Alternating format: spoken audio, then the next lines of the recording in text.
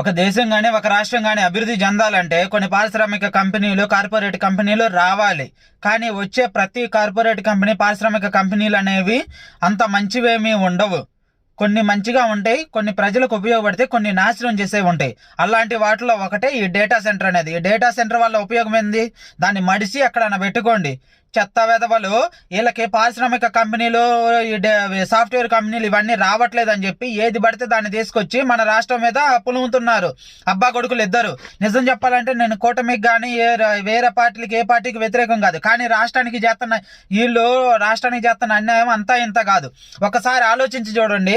ఇప్పుడు ట్రంప్ అమెరికాలో వచ్చిండు. అతను వచ్చిన తర్వాత యాపిల్ కానీ వేరే పెద్ద కంపెనీలు మన దేశంలో ఇన్వెస్ట్మెంట్ చేస్తానంటే వేరే దేశాలకు వెళ్ళొద్దు, మన దేశంలోనే చేయమంటాను. కానీ ఈ డేటా సెంటర్ విషయంలో అలా చేయకుండా వదిలేశారంటే అర్థమైంది దీనివల్ల ఎంత నష్టం ఉందో వాళ్ళకి తెలుసు కాబట్టి.